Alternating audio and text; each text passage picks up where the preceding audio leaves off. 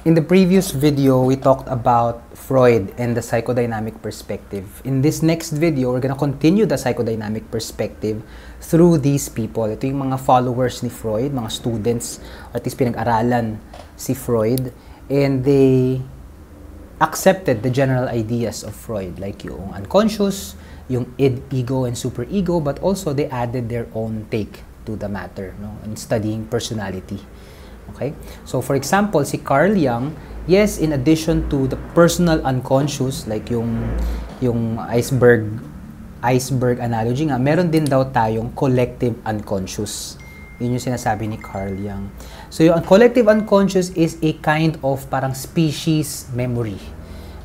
Pare-pareho daw tayong may mga ancient fears and themes na we have because of our collective experience as a human being. No?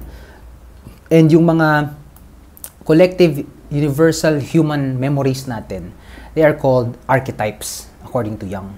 And yung archetypes na to iba-iba. So I'll just give a few examples here. For example, sinasabi niya na each one of us has our own anima and animus. Yung anima is the male side and yung animus is the female side. Meron daw tayong masculine side at meron tayong feminine side. So, and another example of this archetype is the shadow. Ito naman yung dark side natin. We all have, parang pangalan nito si Sirius Black. Sabi niya, we all have dark and light in us. Parang ganun. May shadow tayo. Si Carl Jung din yung nagsabi nun. Sinasite pala niya si Carl Jung. Tapos meron din daw tayong persona. Ito yung pinapakita natin sa mundo.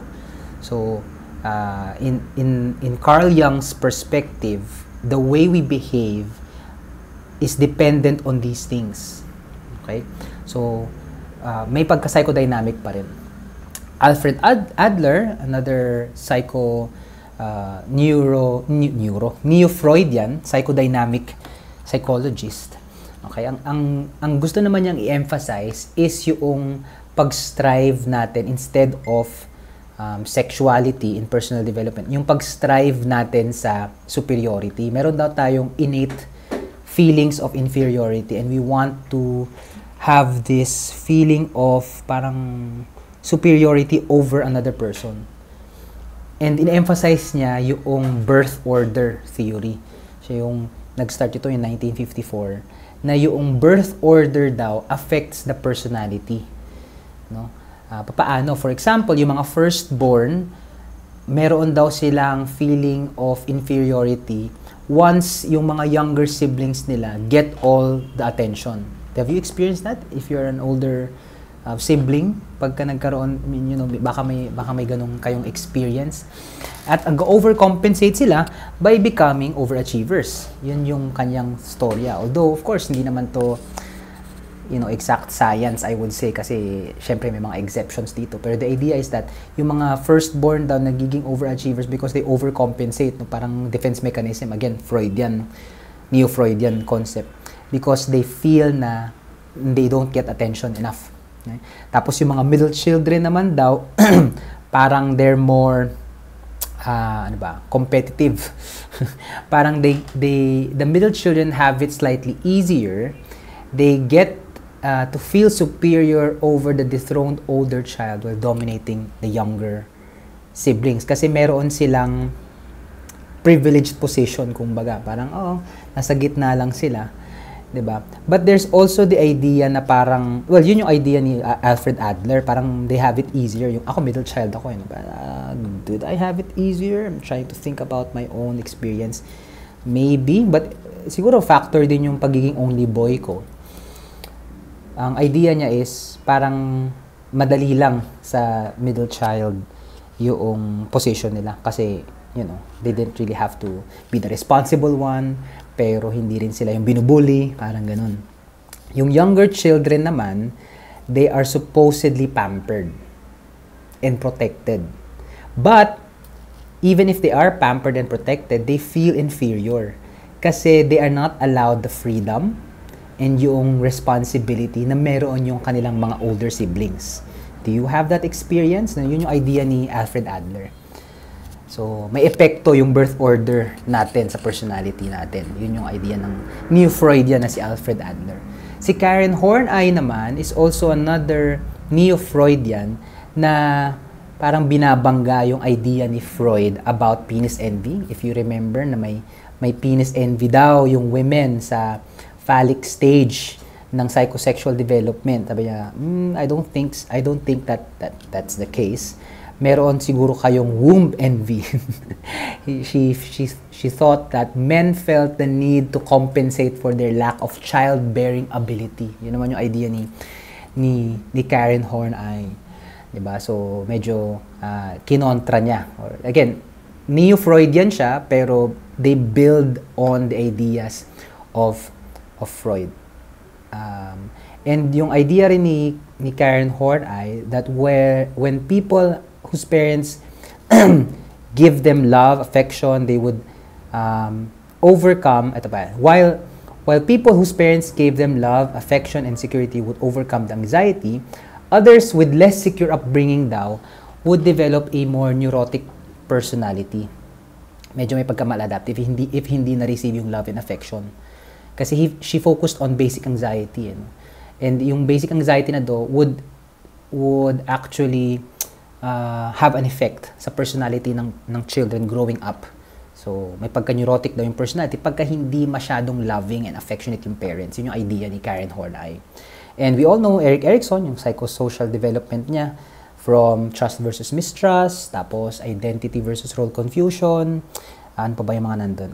Ano pa ba? Until the end, kasi kayo, nasa identity versus role confusion. Until the very end, which is, integrity versus despair. No? So, depende daw sa stage mo in life, yun yung personality mo. Okay? Now, Freud's legacy and yung mga criticisms niya are as follows, no? Of course, important yung idea niya about the childhood and the unconscious having an effect on personality, right? But there are a lot of criticisms sa kanyang mga theories, right? Una, it lacks scientific evidence kasi hindi nga siya mafo-falsify kasi interesting yung ideas niya, pero paano natin siya ite-test? Right? The unconscious, how do you know about the unconscious? The unconscious nga, maybe through dreams or anyway. So yun, it lacks scientific evidence. It's also filled with gender and cultural bias. Yung mga patients naman niya lang yung kanyang participants and subjects, di ba?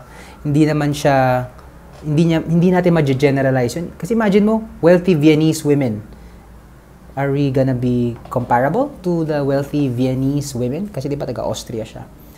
So, yan, we have to take it, as I mentioned earlier and before sa class, we have to not take it just with a grain of salt, but also parang big sack of salt. We have to be aware. Pero interesting yung ideas. I would have to admit na interesting yung ideas, no? And some of the ideas I would even dare say make sense. Di ba? But we have to be aware of the criticisms of Freud and yung kanya mga ideas, yung theories niya. Okay? So just a summary of what we've talked about in these past two videos. We've talked about, baka hindi nyo na makita yan. We've talked about the psychodynamic perspective, right? Yung basic concept niya na meron tayong different levels of awareness, conscious, pre-conscious, and unconscious, yung iceberg na analogy, pinag-usapan natin yung id, ego, and superego. And then, pinag-usapan din natin yung different defense mechanisms, di ba? 10 yung pinag-usapan nating defense mechanisms. And yung psychosexual stages of personality development, na yung personality daw natin ay depende sa sa conflict that we are able to resolve during these stages of our development, yung oral, anal, phallic, latent, and genital. No? So, yun yung idea ng psychodynamic perspective. Pero usapan din natin yung mga Neo-Freudians, sila Carl Jung, si Alfred Adler, si Karen Horney, at saka si Erik Erikson. No? So, alam na natin yung mga theories nila. And then, we also talked about yung mga criticisms, no? Sa mga ideas ni Freud and the whole psychodynamic perspective. No? So what? And now what? What's the key takeaway here? Ano na to? Well, I'm sure you have your own key takeaways. Pero what I think I want to emphasize here is being able to assess kung ano yung mga behaviors and thoughts natin? Are we in denial of certain things? Are we using defense mechanisms to justify or rationalize our behaviors that are, we know deep down inside, mali, no? Yung ego natin, ay yung super ego natin, sometimes, di ba, nandun sa iceberg, below the conscious conscious part. So, are we using, or are we just denying, or are we rationalizing? Why not use healthier ways of coping with anxiety, like for example, sublimation, right? Why don't we redirect our energies into something more productive and useful, something acceptable, di ba? So, yun lang yung siguro now what ko dito sa particular part na to. So, I hope you learned something and I'll see you again on the next video.